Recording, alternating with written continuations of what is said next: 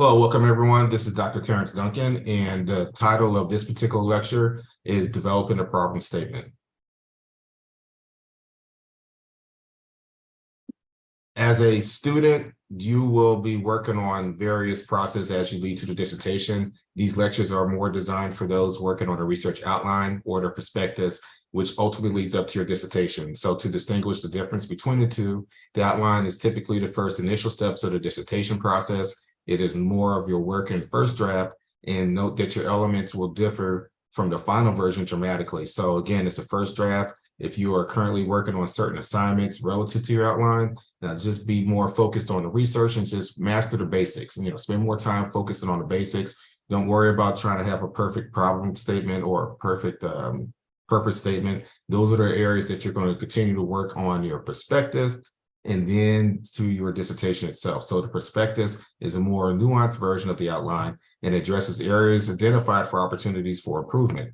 You will have numerous revisions and iterations. So again, when you are uploading and submitting your assignments relative to these areas, just note that there will be continued work because it will help provide the practice for you to write a dissertation. And when you do write your dissertation, you go from a doctoral student to a doctoral candidate, and you go from an ABC grading scale to basically pass or fail. And so when you do work on your dissertation, it becomes more of an exercise of independent writing. So the material, the lectures, and the resources provided in your doctoral courses will help pave the way for you to work on your dissertation.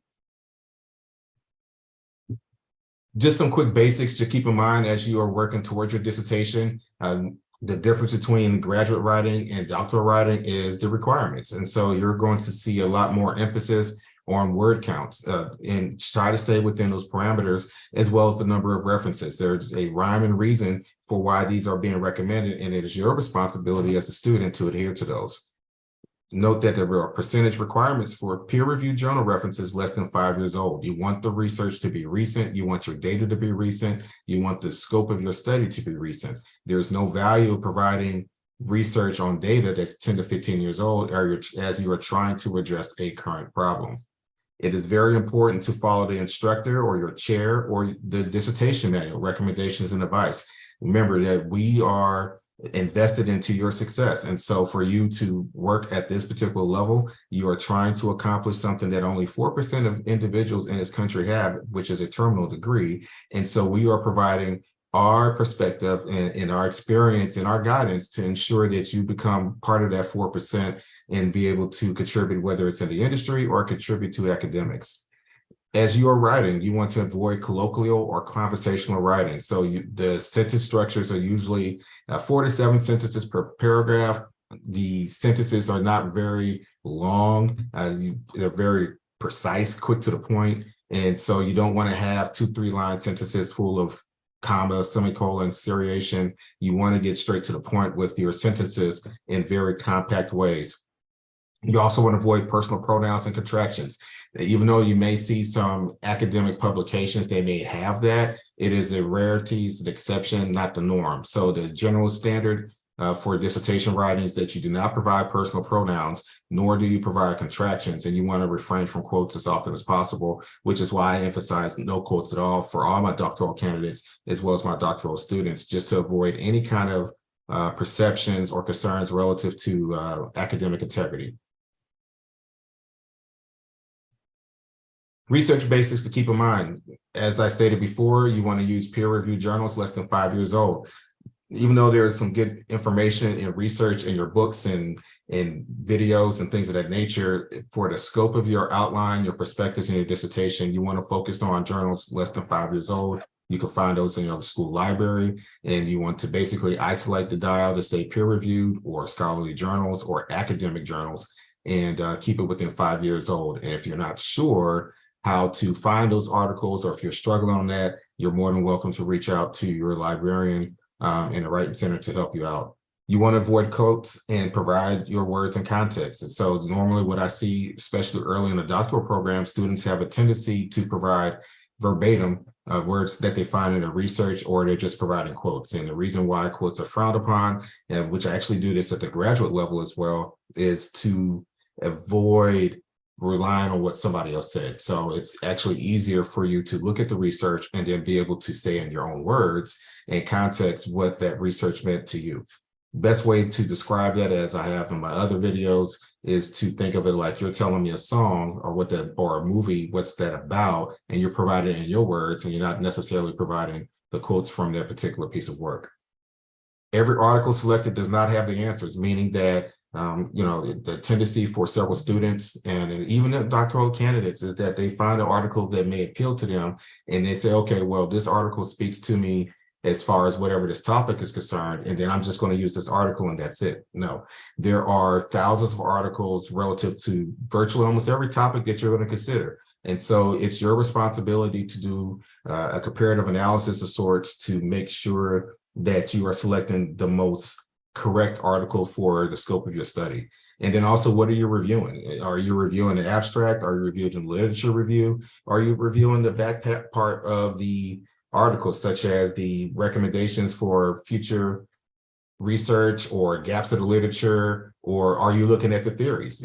Most of the research that you should be looking at, hopefully they're not case studies or just lit reviews, but you're actually looking at individuals who are conducting research, and that you're looking at whatever theory has been applied, because you will have to select one of the theories, or maybe even more than one, to use for your actual dissertation. Document storage. And so this is just a recommendation, a best practice recommendation. So what you want to do is you want to create a folder and categorize the research based on major headings or themes. So in your drive, you can use Google Drive, or you can use OneDrive or Dropbox. Just create subfolders and just kind of isolate those, maybe such as the problem statement, or maybe some of the key themes that you are considering for your dissertation. So that way you can refer to them at any time. I would recommend using a system to note your key findings as a spreadsheet or a Word document, so you can actually index that faster. When I was working on my dissertation, I don't believe that the cloud was as readily available as it is today. So I had the old school way of printing out all my articles, and I had multiple folders and color-coded binders.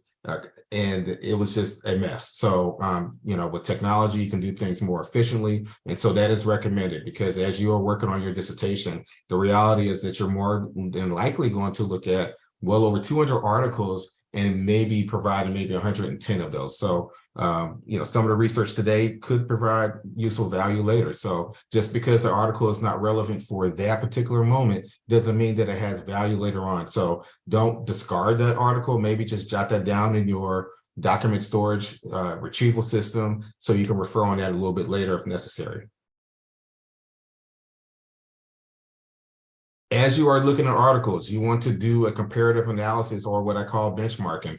And so what you want to do is that you would like to review several dissertations of similar scope and research methods. So if you are the research supports you doing a qualitative study, pull some research dissertations that's focused on a qualitative method, and also on a similar topic or research track, so you can see some of the things that are done. And I usually recommend for my candidates to not just look at the university, but also look beyond the university too, so you can have different perspectives. The reason being is that your research articles are not coming from the university, and you're going to be finding them through a variety of databases. And so it is also as beneficial to expand your scope of research to see if you're finding the most quality related items to help you develop your research areas, whether it's the outline, the prospectus, or your dissertation.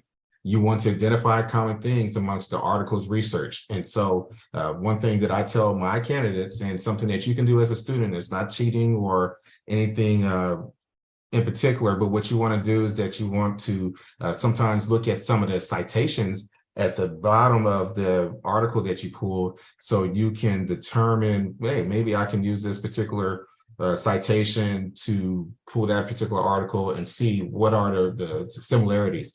Some of them may just be citing just a cite, but some of them actually can take an expanded conversation. So if you found a research article that's 8 years old, chances are that it's going to be cited more recently. And so you can lean on the more recent article because it expands off of the previous research. And if you're not sure about the real extent and purpose of peer review research, is that it's always a continuation. It's almost like passing the baton of sorts for work that has been done previously. And that's why as academics and as a doctoral researcher, your goal is to basically refine your technique to be able to contribute to the literature.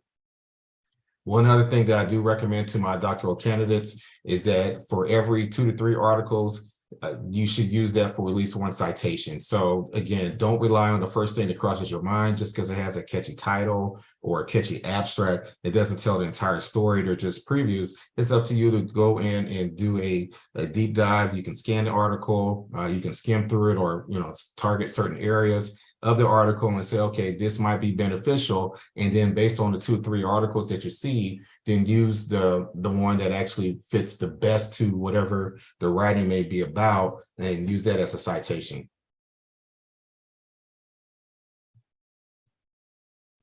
So working on the problem statement is important to identify what the problems are. And one thing to note that problems exist everywhere. However, you will need to focus on a complex, not the common problem. So if you're looking at a home construction and you're saying, well, it's raining today and it's muddy, I can't pour the concrete. That's a problem, but that's not a problem worth studying.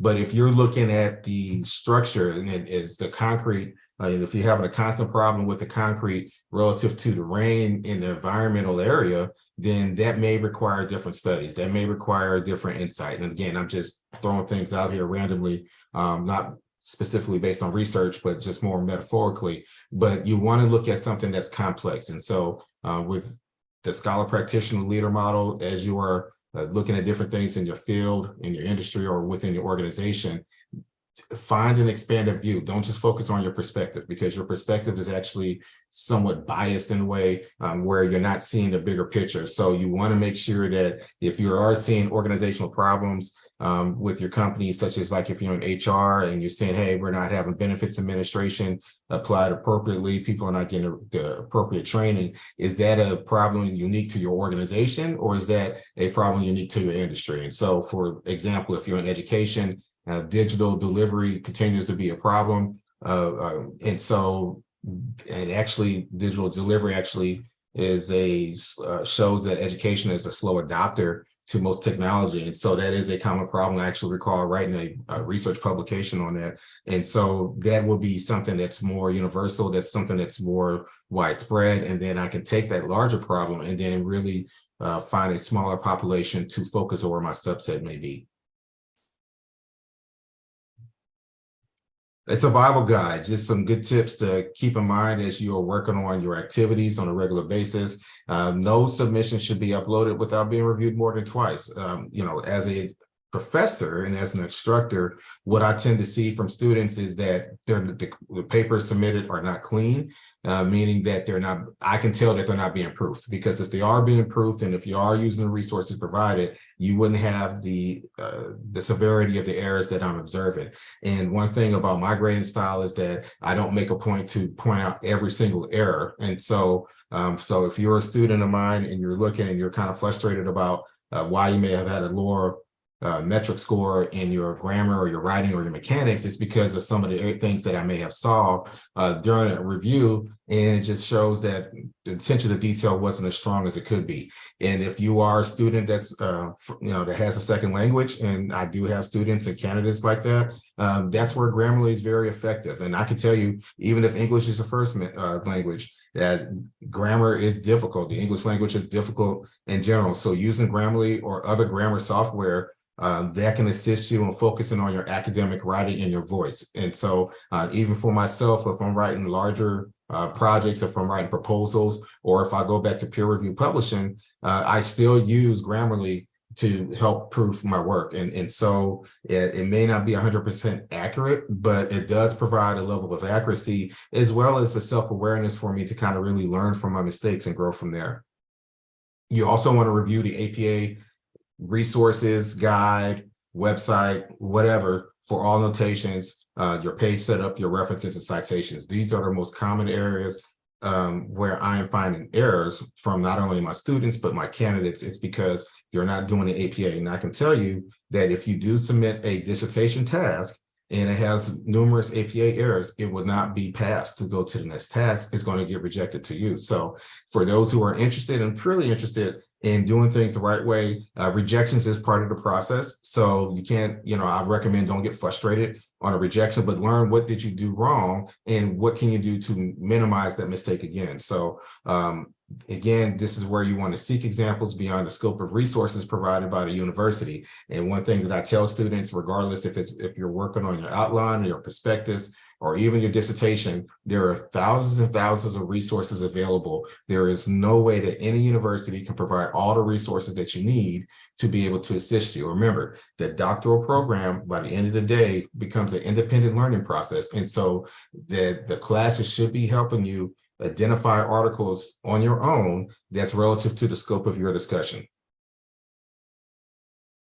So now we're going to go from the basics and now focus on some of the key elements of your outline. So this is just a common outline shell. And again, you can actually look at this again if you work on your prospectus, because it may make a little bit more sense after you get feedback for several of your sections that you complete. So the background of the problem is just approximately 700 to 1,000 words. It's supported by a minimum of 1 peer-reviewed journal reference. This section does not indicate the general or the specific problems, and it provides a historical context. And usually you want to go back maybe 10 years just to paint a picture, sort of say. Think of the background of the problem as more of the movie trailer. So you're looking at the movie trailer, you can't really tell what's, the entire movie's about, but it does kind of provide a little bit of insight as to what the scope of that piece of work is going to be. So when you're working on the background of the problem, keep it short. 700 to 1,000 words, I believe that's almost a page or maybe 3 paragraphs worth, going off the top of my head. But make sure that you also support your work by peer-reviewed journal research, and that research must be less than 5 years old. I normally tell students to not use government websites or other websites, because everybody has different levels of learning at the outline and the perspective related classes. And what happens is that if you say, okay, well, use a government website, then students may have a difficult time differentiating between what's a good government website and then what's what data is actually not accurate. So it's just easier just to rely on your peer-reviewed research. If you want to find data relative to your state, you could probably Google whatever percentage of infant mortality rates in the state of California, and use Google Scholar, and then they can help you identify the articles, and then you can slide over to your school library and then find an article relative to that. So that way, at least you know that that particular data has made it to a journal article that has been reviewed by its peers and accepted as accurate and valid. And then you can incorporate that into your research. So what is the problem statement? It addresses the level of need, and it looks at the scope of the severity of the problem, regardless of the desired research method. And so you are looking at the problem from 2 different viewpoints. You're looking at the general problem, which is the broader view, and the specific problem, which is the more narrow scope. And then that's where you're going to base the rest of your dissertation on. And so one of the questions you want to ask is, can the general problem be decomposed by utilizing a compact sample size? And we'll talk more about that as we go through different various parts of the lectures. And also, what is the potential for long-term disruption or inefficiency? So go back to the example of the house. If you're looking at today and it's raining and somebody's building a house and it's just some water and mud around the house, well, we know that's a small problem, but we know that the solution is to wait until the ground dries up before we can start doing different elements of the work. We know that based on certain climates, you're going to have certain delays related to the weather, whether you do it in the springtime, the summer, or the fall. But if there was problems with the actual materials itself, or it wound up creating structural problems, and this has been a recurring theme, then that's something that needs to have a deeper insight. And that's where you would say that could be a problem statement worth studying. Characteristics of the problem statement: there's a cause and effect relationship. So it's the what. You want to know what's going on, and then you eventually address the why and the how and in other areas. And then you want to look at the impact of the problem to the industry or the organization for projects. And so for those who I do teach for the doctoral candidates working on their dissertation research project, you're going to look more of a nuanced look inside of an organization, but the standards are still the same. You want to see, is it a complex problem or is it just a regular problem? And does the complex problem create inefficiencies or some kind of significant impact in that particular area? You want to make sure that the problem statement is clear and concise and without ambiguity. And again, this is something that you're going to continue to work on over time. And even as you work on your dissertation as a candidate, your problem statement is going to continue to be refined. So again, you will just continue to try to refine it. And don't worry about trying to hit a home run the first time or the third time or the fifth time. It may take 10 times, it may take 12 times for you to work on your problem statement, but that's why you're working on them as a student before you work on it as a doctoral candidate. And also the problem statement contributes to the body of knowledge. Decomposition of the problem. So now we're talking about taking a broader problem and we're going to break it down. You recall another lecture of mine talking about the problem statement being a 30,000 foot view and we want to go to a bird's eye view. So another example metaphorically is that just imagine that you're moving to a new home and that you have all your boxes moved in from the moving company. It's in the living room, it's in the bedroom, it's in the bathroom, it's in the basement, it's in, you know, all the spare bedrooms. And so those are your general problem. Your boxes is your general problem. You're looking at one box, you're in a kitchen and it's okay, I have all these boxes and I want to put dishes into the cabinet. And so now you're trying to go to the specific problem by opening the box and then you're pulling out the dishes that goes into the cabinet. And so that's a good metaphorical way to look at it. The problem that you're looking at, is it broad or is it narrow? And one way to look at it for most studies, you can look at it from a holistic way of the problem in the United States. And so if you're in education, if you know that urban school districts across the metropolitan school districts across the country tend to have lower standardized scores than maybe the rural counterparts, that's a general problem. And you want to do a study within the St. Louis metro area to understand what are the roots of these problems, if there are anything that's discoverable relative to the problem, because not all problems will yield the answers that you may anticipate. And so you want to narrow the scope of the study by reviewing the larger population to the smaller population just by example, and note that it's systematically downstream your problems to create the feasibility of the study. So again, you're just continuing to break it down till you get to that last cup or that last fork, and that's where you're going to be looking at working on your dissertation. Now, these are the general problem statement characteristics, and as you continue to progress at different levels, it may vary depending on university standards or your dissertation manual, but the general expectation is that your problem statement should not exceed 250 words. It's normally, I would say 150 to 250 words. If you're writing your problem statement with 150 words, you're probably a little bit more advanced. And so I would say try to stay between the 200 to 250 range. If you're at 275, that's fine. You know, if you're at 300, you're kind of pushing it. But basically, it's a short, compact statement. Tends to be one paragraph, so don't provide more than one paragraph.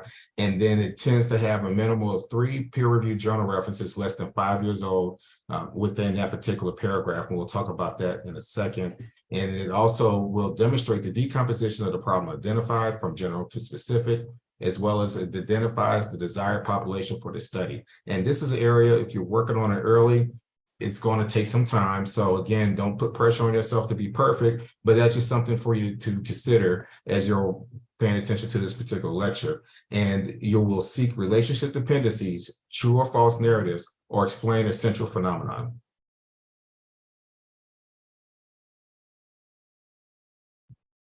Now, problem statements will look different depending on the dissertation that you may look at from your university or other universities, but they usually have 3 key traits as they continue to move forward throughout the ladder for the dissertation process until eventual publishing.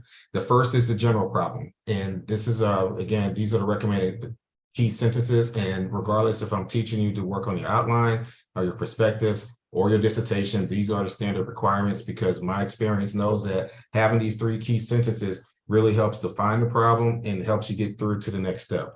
And so the first sentence is the general problem is. You lead into the paragraph by saying that the general problem is, and you're looking at the larger population. So the example I provided is that the United States ranked lower than most industrialized wealthy nations in healthcare outcomes. and then I will provide a citation to affirm that particular statement.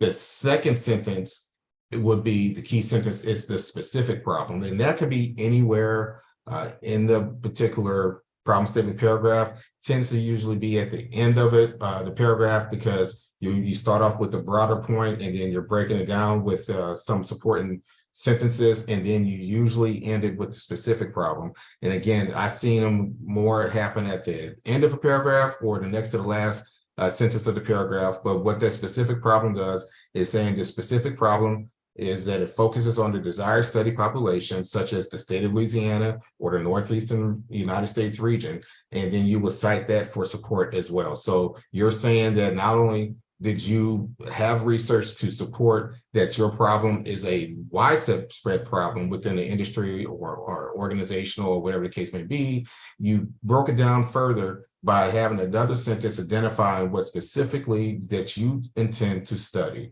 And that is where the key part is. And again, you will continue to work on refining that as you continue to work on your outline, your prospectus, as well as your dissertation itself.